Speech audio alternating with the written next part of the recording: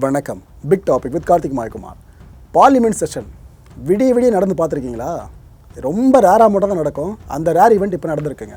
இந்த வக்ஃப் மசோதா இருக்குல்ல, இது சார்ந்த மிகப்பெரிய விவாதம். அதை பற்றியும் மணிப்பூரில் குடியரசுத் தலைவர் ஆட்சி அமலாகுதுல, இதை பற்றி தான் பல விஷயங்கள் பேச போகிற நிகழ்ச்சியில் போகலாம். எப்படியாவது இந்துக்களும் முஸ்லீம் வெறுப்பு உணர்வுகளும் அவர்கள் வெற்றிக்கு காரணம் வெறுப்பு வெறுப்பு வெறுப்பு வெறுப்பு அரசியல், பிரிவினை அரசியலை செய்தால் மட்டுமே அவர்கள் வாழும். கேட்கிறேன், ஆடு நினைகிறது ஓனா எழுகிறாமா? இஸ்லாமியர்கள் பிரச்சனை என்று நீங்கள் வருத்தப்படுகிறீர்களா? இந்த சட்ட மசோதா இஸ்லாமியர்களுக்கான சொத்துக்களை முற்றாக அபகரிப்பதற்கான ஒரு சதி முயற்சியாகவே தெரிகிறது. ஆல்ரெடி இந்த வக்ஃப் வாரியம்னா என்ன, இந்த மசோதா எதுக்காக கொண்டு வரப்படுது, என்னென்ன திருத்தங்கள் இருக்குது, இஸ்லாமியர்கள் எதுக்காக இதை எதிர்க்கிறாங்க, இது எல்லாத்தையும் முந்தைய வீடியோக்களே பேசிட்டோம். அதனால் ஸ்ட்ரைட்டாக நம்ம கான்டென்ட் உள்ள போயிடுவோம்.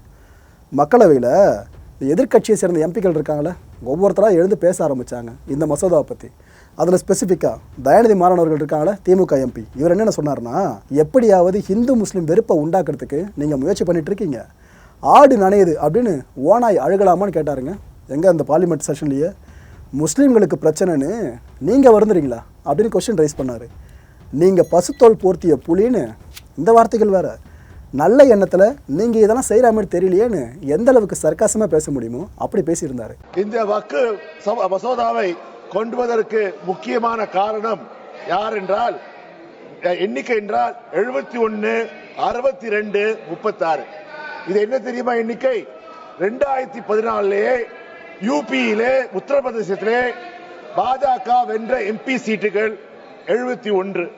2019 அவர்கள் வெற்றி பெற்ற எம்பி சீட்டுகள் 62.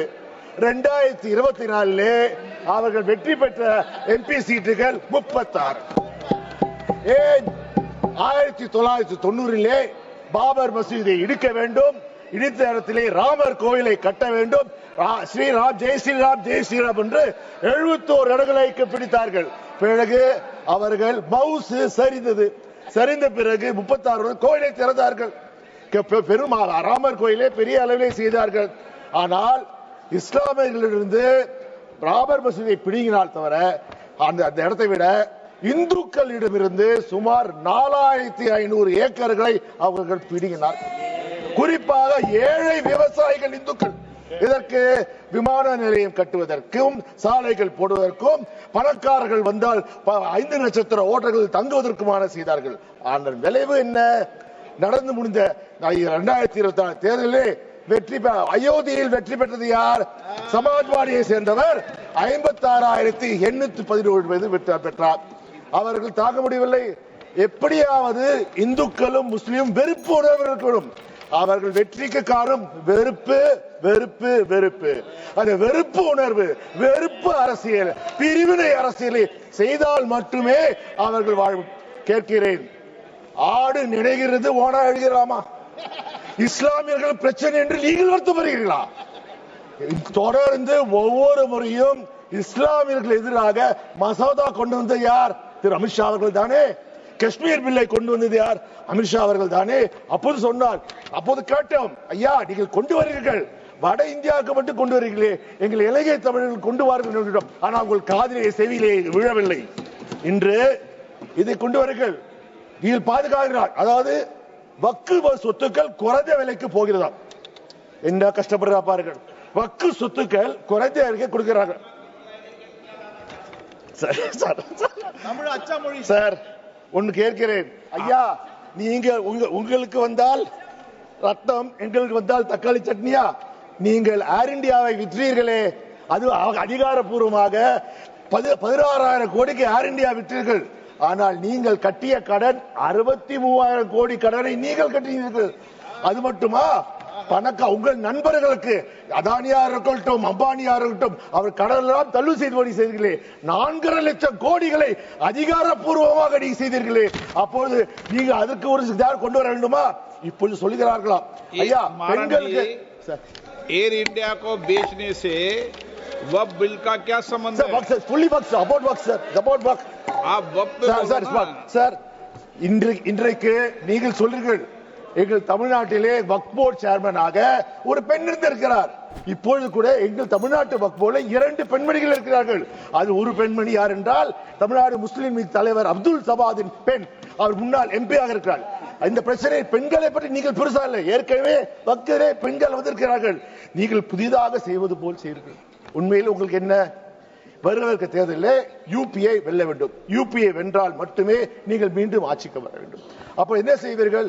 இந்த வக்கு பாத்தீங்கன்றால் கிட்டத்தட்ட வக்கு நிலங்கள் வந்து வக்கு நீங்க பாத்தீங்கன்றால் வக்கு நிலங்கள் பாத்தீங்கன்றால் இந்தியாவிலே 8,70,000 சொத்துக்கள் இருக்கிறது. அதிலே பாத்தீங்கன்னா 9,40,000 ஏக்கர்கள் இந்தியாவில் இருக்கிறது. சுமார் 1.2 லட்சம் கோடி ரூபாய். அதில் 25% சொத்துக்கள் இங்கே இருக்கிறது, உத்தரப்பிரதேசத்தில் தான் இருக்கிறது. அப்பொழுது விட்டுவிடுவீர்களா? நான் இதை செய்ததன் மூலம் என்ன இருக்கிறது? நான் கேட்கிறேன், ஏன் இந்த பிரிவினைவாதம்? இன்று பார்த்தீர்கள் சிறுபான்மையினருக்கு எதிராகத்தான் இந்த அரசு செயல்பட்டது. இன்று இஸ்லாமியர்கள் எதிர்க்கிறீர்கள், அடுத்த யாருக்கு செல்வீர்கள்? பார்த்தீர்கள், நீங்க வாஜ்பாய் இருந்த போது ஒரு இஸ்லாமியர் அமைச்சராக இருந்தார். இப்பொழுது ஒரு இஸ்லாமியர் கூட உங்கள் நாடாளுமன்ற உறுப்பினராக இல்லை. நாங்களாவது முஸ்லீம்களுடன் கூட்டணி வைத்திருக்கிறோம். ராஜ்யசபாலே எங்களுக்கு முஸ்லீம் எம்பி இருக்காங்க.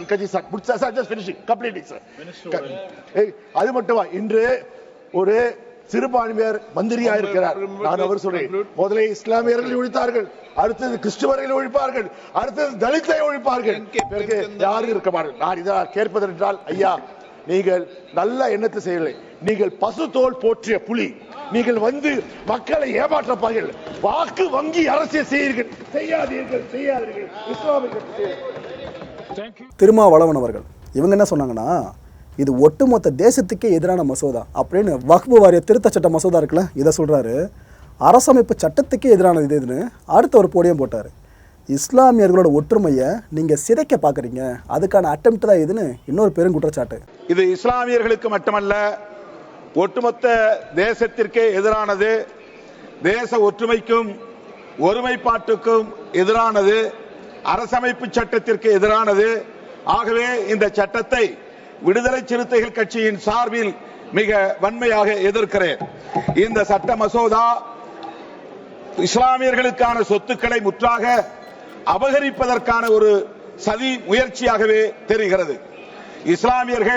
இஸ்லாமியர்களின் நலன்களுக்காக உருவாக்கி கொண்ட வக்ஃப் சொத்து இஸ்லாமியர்களால் நிர்வகிக்கப்படுவதுதான் நீதியாகும்.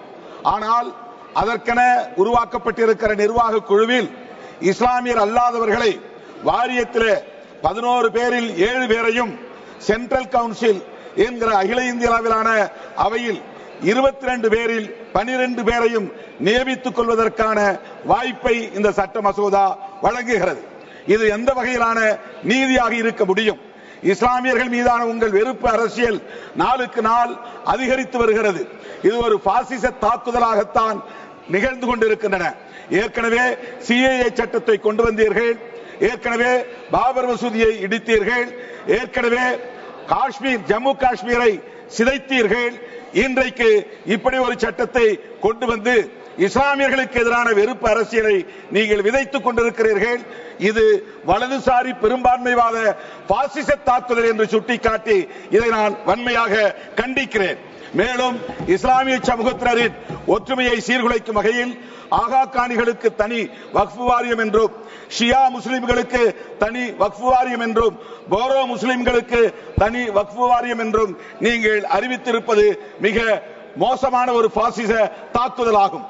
எப்படி இந்துக்களை சாதியின் பெயரால் சாதி பெருமிதம் பேசி அவர்களை கூறுபடுத்துகிறீர்களோ, குறிப்பாக பட்டியல் சமூகத்து மக்களை தனித்தனி குழுக்களாக உடைத்திருக்கிறீர்களோ, அதுபோல இஸ்லாமிய சமூகத்தையும் இன்றைக்கு பிளவுபடுத்துகிற சமூக பிரிவினைவாதத்தை உயர்த்தி பிடிக்கிறீர்கள். இந்த போக்கை விடுதலை சிறுத்தைகள் கட்சியின் சார்பில் மிக வன்மையாக நான் கண்டிக்க கடமைப்பட்டிருக்கிறேன். இஸ்லாமியர்களுக்கு எதிராக ஒரு சிறுபான்மை சமூகத்தை சார்ந்த பௌத்தராக இருக்கிற ரிஜிஜு என்கிற அமைச்சரை நீங்கள் பயன்படுத்துகிறீர்கள். ஜனநாயக ஜனநாயகத்தை கொன்று புதைப்பதற்கு ஜனநாயக வடிவத்தை கையில் எடுக்கிறீர்கள். அதுபோல இஸ்லாமியர்களின் ஒற்றுமையை சீர்குலைப்பதற்கு சிறுபான்மை சமூகத்தை சார்ந்த ஒரு அமைச்சரை கொண்டு பயன்படுத்துவது வன்மையாக கண்டிக்கத்தக்கது. புத்தகயாவில் மகாபோதி கோவிலில் அப்படித்தான் புத்திஸ்ட் அல்லாதவர்களை உறுப்பினர்களாக்கி வைத்திருக்கிறார்கள். அதை எடுக்க சொல்லி பிக்குகள் தொடர்ந்து போராட்டம் நடத்திக் கொண்டிருக்கிறார்கள். ஆனால் இந்த அரசு அதை கண்டும் காணாமல் வேடிக்கை பார்த்து வருகிறது. இப்படி சிறுபான்மை மக்களை அச்சுறுத்தக்கூடிய நிலையில் உள்துறை அமைச்சர் அமித்ஷா நகைச்சுவையாக இங்கே பேசுகிறார். காங்கிரஸ் கூட்டணி கட்சிகளும் தான் இஸ்லாமியர்களை அச்சுறுத்துகிறீர்கள் வாக்கு வங்கிக்காக என்று ஒரு நியாயஸ்தரை போல இங்கே நடித்து காட்டுகிறார். இந்த போக்கை விடுதலை சிறுத்தைகள் கட்சி மிக வன்மையாக கண்டிக்கிறது. சாவர்கரின் கனவை நனவாக்குவதற்காக சாவர்கரின் தொண்டர்களாக இருக்கிற இன்றைய ஆட்சியாளர்கள் இஸ்லாமியர்களை சீர்குலைக்கிற, கிறிஸ்தவர்களை நசுக்குகிற, பௌத்தர்களை, சமணர்களை, சீக்கியர்களை அச்சுறுத்துகிற வகையில் இந்த ஆட்சியை நடத்தி கொண்டிருக்கிறார்கள். எனவே இது முற்றிலும் இந்திய ஒருமைப்பாட்டுக்கு எதிரானது, மத நல்லிணக்கத்திற்கு எதிரானது, புரட்சியாளர் அம்பேத்கர் அவர்களால் வகுத்தளிக்கப்பட்ட அரசமைப்பு சட்டத்திற்கு எதிரானது என்பதனால் இந்த சட்ட மசோதாவை நான் மிக வன்மையாக எதிர்க்கிறேன். இதை திரும்ப பெற வேண்டும் என்று வலியுறுத்தி வாய்ப்புக்கு நன்றி கூறி முடிக்கிறேன். நன்றி, வணக்கம். துரை வைகோ அவர்கள் இவங்க என்ன சொன்னாங்கன்னா, தமிழக கொடையாளர்கள் இருக்காங்களே, இவங்க பல பேரும் வக்ஃப் வாரியத்துக்கு நிறைய சொத்துக்களை தானமாக கொடுத்துருக்காங்க. இதுதான் தமிழ் மக்களோட பெருந்தன்மைன்னு அந்த இடத்துல மென்ஷன் பண்ணாப்புல. இந்த வாரியத்தோட அதிகாரம் இருக்குல்ல, அதை நீங்க பறிக்கிறது நியாயமற்ற செயல்னு இவர் தன்னோட கண்டனத்தை பதிவு பண்ணாரு. இஸ்லாமிய மக்களின் நலனுக்கு எதிராக இருக்கும் இந்த வக்ஃப் சட்ட திருத்த மசோதாவை இந்திய அரசியல் சாசன சட்டத்தின் மாண்புகளுக்கு எதிராக உள்ள இந்த சட்டத்தை, மதசார்பின்மைக்கு எதிராக உள்ள இந்த சட்டத்தை மறுமலர்ச்சி திராவிட முன்னேற்ற கழகத்தின் சார்பாக நான் எதிர்க்கின்றேன். இந்தல் முஸ்தீன வல் முஸ்தீகாத் வ அக்ரலுல்லாஹ கர்லன் ஹஸ்னன் யுலா அஃபு லஹும் வலஹும் அஜ்ருன் கரீம் என்று அரபு மொழியில் திருக்குரான் வசனம் 57:18 சொல்கின்றது. ஏழை எளிய ஆதரவற்றோருக்கு உதவி செய்வது இறைவனுக்கு கடன் கொடுப்பதற்கு சமமானது என்பதுதான் பொருள். திருக்குறானில் எல்லாம் வல்ல அல்லாஹ்வின் இந்த வார்த்தைகளை செயல்படுத்துவதற்கு மற்றும் இஸ்லாமிய மக்களின் இறைபணிகளை ஈடுபடுவதற்கும் இந்த வக்ஃப் சொத்துக்கள் உருவாக்கப்பட்டன. இந்த வக்ஃப் சொத்துக்கள் மூலம் மதரசாக்கள், தர்காக்கள், கப்ரஸ்தான்கள் உருவாக்கப்பட்டன. இந்த வக்ஃப் சொத்துக்களில் பயனடைவர்கள் இஸ்லாமியர்கள் மட்டுமல்ல, எங்கள் தமிழ்நாட்டில் இந்துக்கள், கிறிஸ்துவர்கள் என அனைத்து மதத்தினரும் பயனடைகின்றனர். அதுபோல இஸ்லாமிய மன்னர்கள், செல்வந்தர்கள் மட்டுமல்ல, எங்கள் தமிழ்நாட்டில் பல சமூகத்தை சேர்ந்த கொடையாளர்கள் இந்த வக்ஃப் சொத்துக்களுக்கு தானம் அளித்துள்ளார்கள். அதுதான் எங்கள் தமிழ் மண்ணின் பெருமை. இதை நாடெங்கிலும் பல உதாரணங்களை நாம் காணலாம். நம் நாட்டின் ஒற்றுமையையும் பன்முகத்தன்மையும் இது உணர்த்துகின்றது. ஆனால் இந்த சூழலில் வக்ஃப் சொத்துக்களை நிர்வகிக்கும் இந்த வக்ஃப் வாரியத்தின் அதிகாரத்தை பறிக்கும் இந்த சட்டத்தை நான் எதிர்க்கின்றேன். இந்த வக்ஃப் சட்ட திருத்த மசோதாவில் உள்ள சில பிழைகளில் சிலவற்றை நான் இங்கே குறிப்பிட விரும்புகின்றேன். ஒருவரின் சொத்து வக்ஃப் வாரியத்தில் உள்ளதாக கேள்வி எழுகிற போது அதை தெளிவுபடுத்தும் உரிமை வக்ஃப் வாரியத்துக்கு உள்ளது. ஆனால் இந்த சட்ட திருத்தத்தின் மூலமாக அந்த அதிகாரத்தை அவர்களிடம் இருந்து பிடுங்குவது என்ற நியாயம். வக்ஃப் வாரிய தீர்ப்பாயம் தவறு செய்தால் அதற்கு எதிராக நீதிமன்றத்துக்கு செல்லும் நடைமுறை உள்ளது. அப்படி இருக்கும் போது வக்ஃப் வாரியத்துக்குள்ள தடையில்லா சான்றிதழ் கொடுக்கும் அதிகாரத்தை பறித்து மாவட்ட ஆட்சியருக்கு கொடுக்க நினைப்பது தவறானது. அதுபோல வக்ஃப் வாரிய நிர்வாகத்திற்கு சொத்துக்களை தானம் செய்பவர்கள் குறைந்தபட்சம் 5 ஆண்டுகள் இஸ்லாத்தை கடைபிடிக்கும் நபர்களாக இருக்க வேண்டும் என்று புதிய சட்ட திருத்தத்தில் குறிப்பிடப்பட்டுள்ளது. கொடையாளர்கள் மதத்தின் அடிப்படையில் பிரிப்பது அபத்தமானது. இது வக்ஃபின் நோக்கத்தை அடியோடு சிதைக்கும் வகையில் இருக்கின்றது. மேலும் வக்ஃப் வாரியத்தில் இஸ்லாமியர்கள் அல்லாத 2 மாற்று மதத்தினரை நிர்வாகிகளாக சேர்க்க திருத்தம் மேற்கொள்ளப்பட்டுள்ளது. எனது வீட்டை பராமரிக்க என் குடும்பத்திற்கு தொடர்பில்லாத ஒருவரை யாராவது நியமித்தால் அதை நான் எப்படி ஏற்றுக்கொள்ள முடியும்? இஸ்லாமியர்களின் இறை சொத்துக்களான வக்ஃப் சொத்துக்களை இஸ்லாமியர்கள் தான் பராமரிக்க வேண்டும். அதுதான் நீதி. அவர்களுக்காக அதன் முழுமையான நோக்கங்கள் தான் புரியும். திருப்பதி கோயில் நிர்வாகத்தில் ஒரு கிறிஸ்துவரை நியமிப்பதும், சீக்கியரின் பொற்கோவில் நிர்வாகத்தில் ஒரு இஸ்லாமியரை நியமிப்பதும் எவ்வளவு தவறானதோ அது போலத்தான் இதுவும். எனவே இதனை அறவே ஏற்க முடியாது. மாண்புமிகு சபாநாயகர் அமைச்சர் அவர்களே, இந்த நாட்டின் விடுதலைக்காக லட்சக்கணக்கான இஸ்லாமியர்கள் தங்கள் இன்னுயிரை தியாகம் செய்துள்ளார்கள்.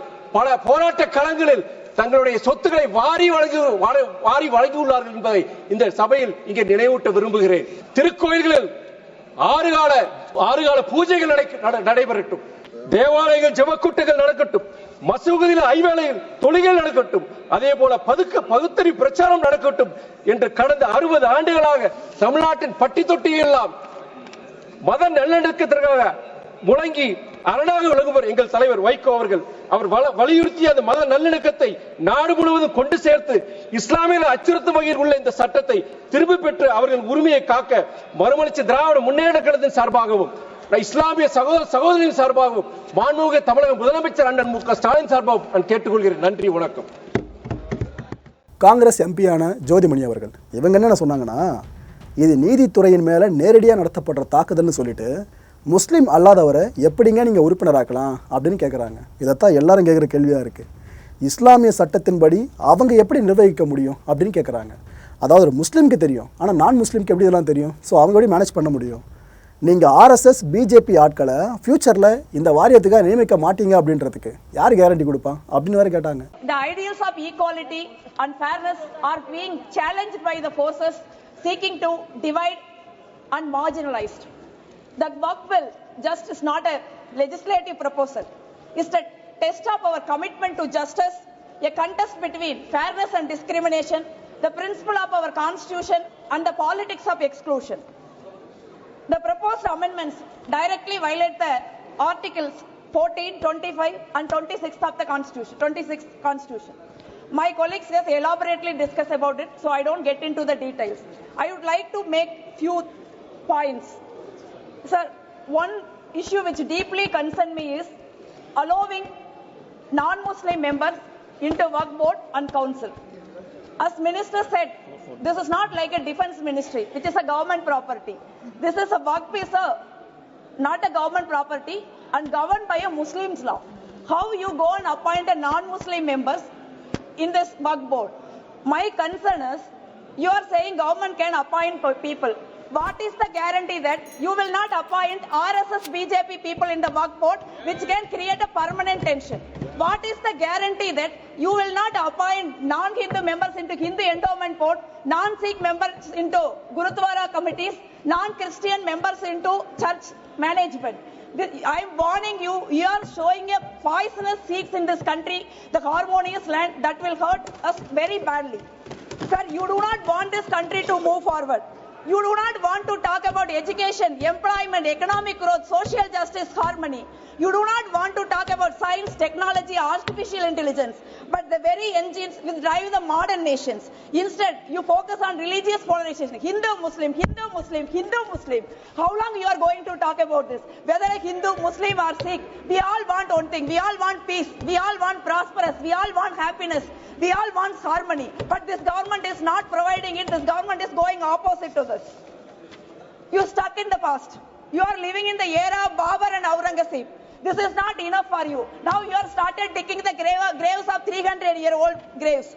You are not ready to acknowledge the present. You are not ready to acknowledge the Indian independence movement, the world's biggest and successful movement. Why? You do not have take part in this. That is why you are not acknowledging the Indian independence movement.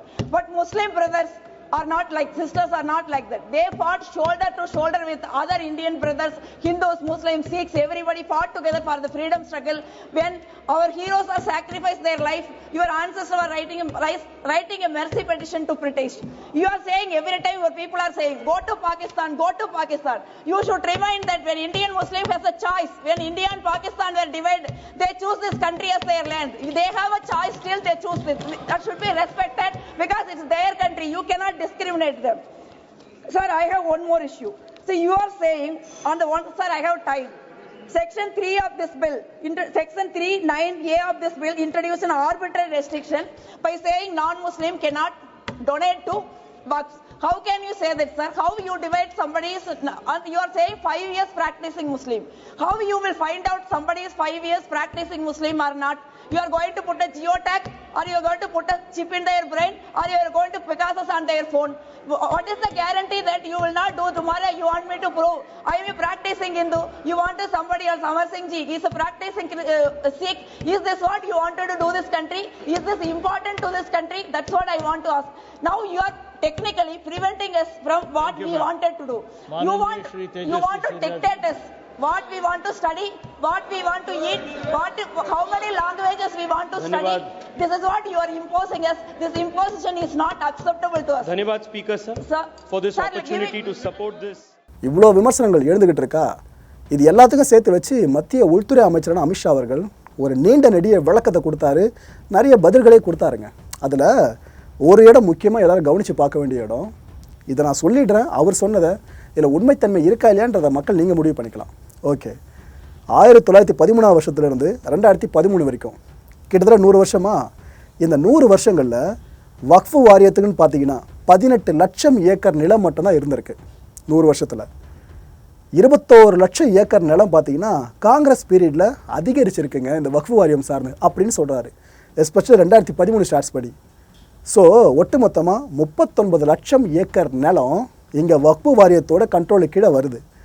21 லட்சம் acre இந்த 2013க்கு அப்புறம் தான் add ஆகியிருக்கு. ஆனால் இப்போ நீங்கள் என்ன சொல்கிறீங்க, நாங்கள் எதுவும் மிஸ்யூஸ் பண்ணுவோம், இந்த இஸ்லாமியர்கள் நிலத்தை சொத்தெல்லாம் அபகரிச்சுக்கிட்டு அப்படி நீங்கள் குற்றம் சாட்டுறீங்க. ஆனால் இந்த அளவுக்கு டிராஸ்டிக்காக இன்க்ரீஸ் ஆகிருக்குல்ல, இதெல்லாம் இப்போ என்னங்க நடந்திருக்குன்னு இவர் சர்க்காசமாக ஒரு கேள்வியை கேட்டார். இந்த கேள்வி அவர் கேட்டதும் நாடாளுமன்றத்தில் கலைவர உச்சத்துக்கு போச்சுங்க. அவ்வளோ தூரம் பெரிய விஷயமா மாறிச்சது. நம்ம முதலே சொன்னோம் பார்த்தீங்களா, யார் என்ன விமர்சனம் பண்ணாலும் இந்த மசோதா மக்களவையில் நிறைவேறிடும், மாநிலங்களவையில் நிறைவேற வாய்ப்பு தான் அதிகம்னு சொல்லிட்டேன். நாம் சொன்ன அந்த விஷயம் ஃபர்ஸ்ட் ஆஃப் பழிச்சிருச்சு. மக்களவையில் இந்த மசோதா நிறைவேற்றப்பட்டுருச்சு. இதில் ஆதரவளித்த எம்பிஸ் பார்த்தீங்கன்னா 288 பேர், எதிராக நின்ற எம்பிஸ் பார்த்தீங்கன்னா 232 பேருங்க. ஸோ இந்த மசோதாவுக்கு பெரும்பான்மை தேவை கிடச்சிருச்சா, அது நிறைவேற்றப்பட்டுருச்சு.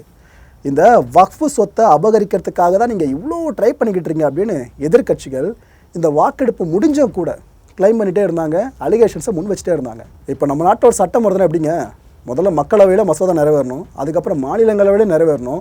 2த்துல 1த்தில் நிறைவேறலாம் கூட அது செல்லுபடியாகாது, முடிஞ்சிடும். இந்த 2 அவையில் நிறைவேறின பிற்பாடு குடியரசுத் தலைவர் சைன் போடணும், அதுக்கப்புறம் சட்டம் நம்ம நாட்டில் வந்துடும். இதான ப்ரொசீஜரு. ஸோ மக்களவையில் மசோதா நிறைவேற்றப்பட்டுருச்சா, அடுத்து எங்கே மாநிலங்களவைக்கு போகணும். மாநிலங்களவையில் இந்த வக்ஃப் மசோதாவை தாக்கல் பண்ண எல்லா ஏற்பாடுகளும் பண்ணிட்டாங்க. அந்த நேரத்தில் அச்சுது பாருங்க ஒரு பெரிய புயல் என்ன ஆயிடுச்சுன்னா, இந்த பாஜக எம்பி அனுராக் தாக்கூர் இருக்கார்ல, அவர் என்ன பண்ணிட்டாப்புல ரொம்ப டென்ஷன் ஆகிட்டு ஒரு கடத்தில் வார்த்தைகளை விட்டார். காங்கிரஸ் தலைவர் மல்லிகார்ஜுன கார்கே இருக்கார்ல, அவங்க குடும்பத்தினர்லாம் வக்ஃப் சொத்துக்களை ஆக்கிரமிச்சிருக்கிறதா அவர் குற்றச்சாட்டை முன் வச்சிட்டாருங்க. இந்த குற்றச்சாட்டை கேட்டதும் காங்கிரஸ் தலைவரும் சரி, காங்கிரஸை சேர்ந்தவங்களும் சரி உச்சக்கட்ட கொந்தளிப்புக்கு போயிட்டாங்க. 2 அவைகளில் இருந்தோம், மக்களவையில் இருந்தும் சரி, மாநிலங்களவையில் இருந்தும் சரி, காங்கிரஸை சேர்ந்தவங்க வெளிநடப்பு பண்ணிட்டாங்க எம்பிஸ்லாம். அனுராக் தாக்கூர் மட்டும் அவர் சொன்ன குற்றச்சாட்டை நிரூபிச்சிட்டா நான் பதவி விலகிறேன் அப்படின்னு மல்லிகார்ஜுன கார்கே சொல்லியிருக்காரு. அது மட்டும் இல்லை, ஒருவேளை அவர் சொன்ன குற்றச்சாட்டை அவரால் நிரூபிக்க முடியாமல் போயிடுச்சுன்னா அவர் மன்னிப்பு கேட்கணும். மன்னிப்பு மட்டும் கேட்டால் விட்டுற மாட்டோம், அவர் பதவி விலகணும் அப்படின்னு வேறு கேட்டிருக்காரு. இருக்கிற பஞ்சாயத்துக்கு நாடாளுமன்றத்தில் போதாதுன்னு புதுசாக இந்த பஞ்சாயத்து வேறு.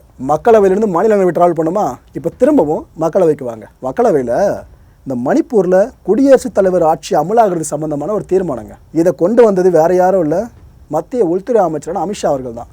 இது எப்போ நடக்குதுன்னா, இந்த வக்ஃப் வாரிய மசோதா சொன்ன பார்த்தீங்களா, அது நிறைவேற்றப்பட்டுச்சு. நிறைவேற்றப்பட்ட கையோடு இந்த தீர்மானத்தை கொண்டு வராங்க. எப்போ, நேற்றைக்கு நள்ளிரவு 2-2:30 மணி வாக்கில் இதை தாக்கல் பண்ணுறாங்க. நள்ளிரவு நேரத்தில் இது நடந்துகிட்ருக்கு. அதிகபட்சம் 40 நிமிஷங்கள் தான் விவாதமே போச்சு. ஆனால் அந்த தீர்மானத்துக்கு ஓகே பண்ணிட்டாங்க. இது போல் ஷார்ட் டேர்மில் ஒரு டிபேட் நடந்து இது போல் நிறைவேற்றப்படலாம் நம்ம பெருசாக கேள்விப்பட்டிருக்க மாட்டோம்ல. ஆனால் அது நடந்துச்சு நேற்றுக்கு நைட்டு இந்த மணிப்பூர் விஷயத்தில். இதில் எதிர்க்கட்சிகள் என்ன குற்றச்சாட்டை முன்வைக்க ஆரம்பிச்சிட்டாங்கன்னா, நாம் பல பேரும் கேட்டுக்கிட்டு இருக்கோம் மணிப்பூரை பற்றி விவாதிக்கணும்னு. ஆனால் அதுக்கு அவங்க கொடுத்துருக்க டைமை பார்த்தீங்களா, நள்ளிரவு நேரம். அது இவ்வளோ ஸ்பீடாக முடிச்சிட்டாங்க பார்த்தீங்கன்னா, விவாதத்தையே அவங்க பிளான் பண்ணி தான் பண்ணியிருக்காங்க அப்படின்ட்டு எதிர்க்கட்சிகள் இந்த குற்றச்சாட்டை முன்வைக்கிறாங்க. இதில் யார் அதிகமாக பேசியிருக்காங்கன்னு பார்த்தீங்கன்னா, திமுக தூத்துக்குடி எம்பியான கனிமொழி அவர்கள். இவங்க என்ன சொல்லியிருக்காங்கன்னா, மணிப்பூரை பற்றி இவ்வளோ நாட்கள் கேட்டோம் அப்போ வைக்காத அந்த டிபேட்டை அவங்க திடீர்னு நள்ளிரவு நேரத்தில் வச்சுருக்காங்க. இதிலிருந்தே தெரியுது மணிப்பூர் மேலே இந்த அரசுக்கு எவ்வளோ அக்கறை இருக்குன்னு சொல்லிட்டு. அவங்க எத்தனை பேருக்கு என்ன ஆச்சுன்னு தெரியல, மணிப்பூரில் எத்தனை பேர் உயிரோடு இருக்காங்கன்னு தெரியல, என்னென்ன யார் யாருக்கு ஆச்சுன்னு தெரியல. ஆனால் அங்கே திடீர்னு குடியரசுத் தலைவர் ஆட்சின்னு கொண்டு வராங்களே, இது எப்படிங்கன்ற மாதிரி கேள்வியை ரைஸ் பண்ணியிருந்தாங்க. அவங்க பேசுனதை இப்போ நீங்களே கேட்டு பாருங்கண்ணா. Sir, the opposition parties have been raising a request to discuss Manipur so many times in this house. But today is the day you've chosen. After 2 o'clock, in the middle of the night, to discuss Manipur, it just shows how much regard you have for the people suffering there and how you care. You don't care. Is this the time to give us an opportunity to be discussing Manipur? So this shows how much this government does not care, disregard. It's an insult. You don't even want to give us time to discuss it properly tomorrow, sir. It is really sad. Hiding from the people. Sir, in Manipur, more than 260 lives have been lost and 67,000 people have been displaced. 5,000 homes have been destroyed. Churches and temples have been vandalized. So when we went to the camps and visited people there was I like to talk about a mother who was waiting every day. When people were there entering the gate, she ran out every day to see if it is her son who is coming back to the camp. Finally, she was giving up and she said, I hope they at least tell me whether he is alive or dead, so that I can just give up, because every day I'm waiting desperately for the news whether he is alive or not. Sir, this is not just the case of one woman, one mother. There are thousands of mothers waiting with pain, not knowing whether their children who've been displaced, who they don't know where they are alive or not. This is happening to so many families, but nothing has been done to ensure that peace returns to Manipur. And it is so sad, an elected representative, the chief minister of that state, has been involved in creating more violence, in encouraging violence.